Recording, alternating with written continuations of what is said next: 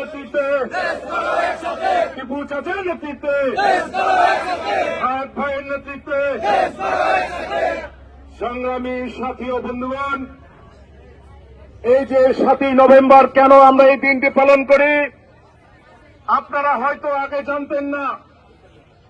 এই 7ই নভেম্বর গঠিত হয়েছিল, শেখ মুজিবুর রহমান রাজা ছিলেন আর এই বাংলাদেশের মানুষ ছিলেন প্রজা। বাংলাদেশের সবচেয়ে জনপ্রিয় যখন সেনাপ্রধান আমাদের শহীদ রাষ্ট্রপতি জিয়াউর রহমান ছিলেন, তখন শেখ মুজিবের আন্ডা পান্ডা ছেলে মেয়ে সবাই তারা রাজা এবং রানী রাজকুমার ভাবতেন। তারা এই দেশের মানুষকে মানুষ বলে গণ্য করতেন না, তারা নির্দেশ দিতেন, কুকর্মের সাথে জড়িত ছিলেন। সিপাহী এবং জনতা কথাটা কেন এসছে? যখন শহীদ প্রেসিডেন্ট জিয়াউর রহমানকে বন্দী করে রাখে একটা ঘরে, তখন বাংলাদেশের যারা দেশপ্রেমিক সৈনিক তারা জনতাকে সাথে নিয়ে আমাদের বীর মুক্তিযোদ্ধা শহীদ প্রেসিডেন্ট জিয়াউর রহমানকে বের করে রাজপথে এসে বাংলাদেশকে মুক্ত করেছেন। এবং এই মুক্তের জন্য আজকে আমরা এই বাংলাদেশে স্বাধীনভাবে নিঃশ্বাস নিতে পারি, এই মুক্তির জন্য আমরা সংগ্রাম করতে পারি।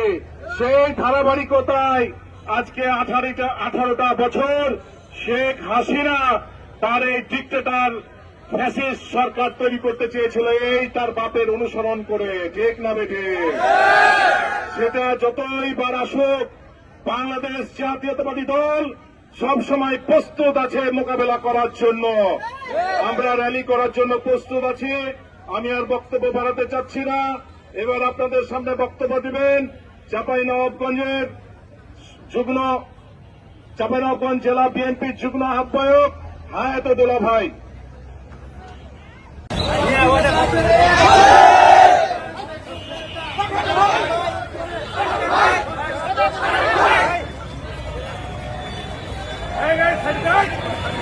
মিল্লু রেখারো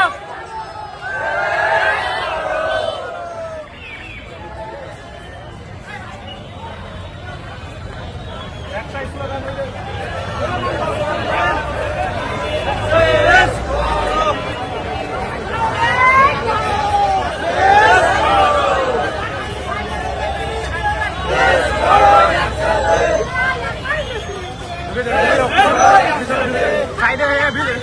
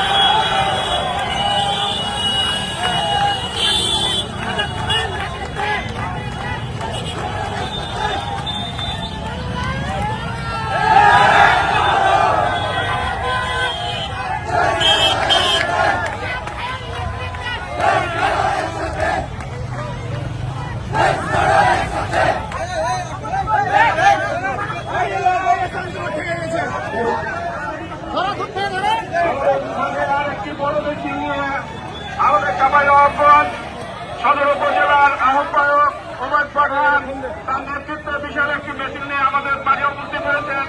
তার জন্য করতালি আশা করছি, সকলে করতালি দেবে।